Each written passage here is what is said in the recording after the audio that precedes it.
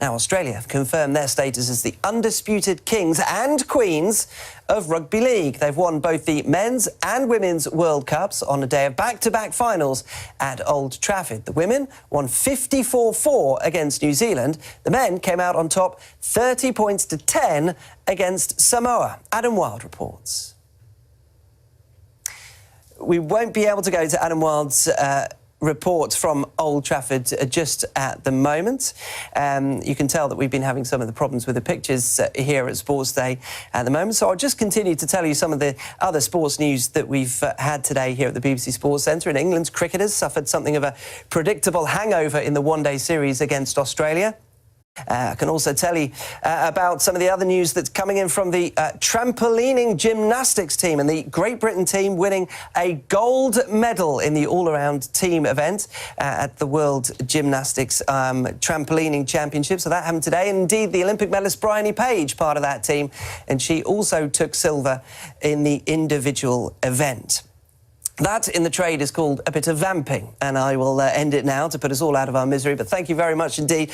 All sorts of problems here with all of our pictures, so that you don't have to put up with me anymore. Let's hand you to Matt Taylor, who's got the weather. Hello. The persistent rain in eastern Scotland may have eased off, but rivers continue to run high. And beyond that, we stick with the story of ever-changing skies, sunshine and yet more rain, which could be falling on saturated ground.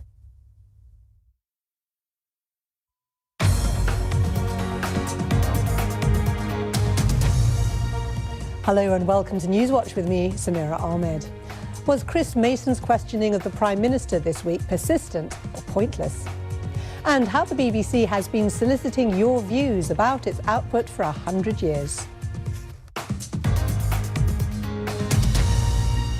First, as in all budgetary events, the Chancellor unveiled a blizzard of statistics in his autumn statement on Thursday. It's safe to say no jeans were worn by anyone involved in the BBC's first ever news bulletin, which would broadcast 100 years ago this Monday. The British Broadcasting Company, as it was then, was made up of a number of stations operated by different companies, including London 2LO, run by Marconi.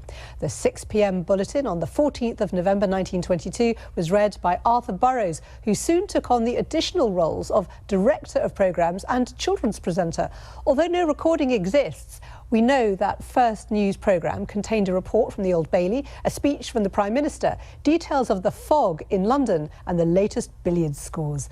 And although Newswatch wasn't on the air then, audience feedback was requested. Burrows read the bulletin twice, once fast and once slowly, and listeners were asked to write in with their preference.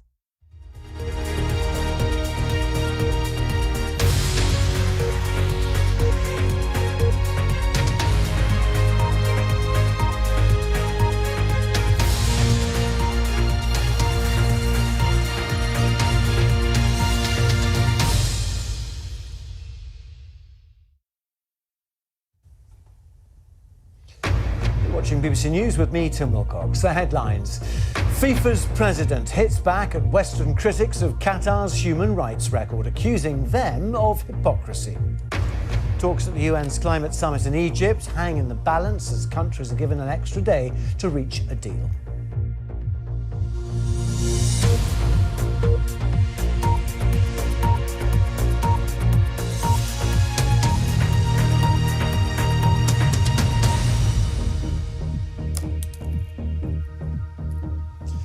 Hello, welcome to BBC News. On the eve of the World Cup kick-off in Qatar, the focus has been more on politics than sport. FIFA President Gianni Infantino accused Western countries of hypocrisy for criticising the human rights record of the host country and made a passionate defence of Qatar and the tournament.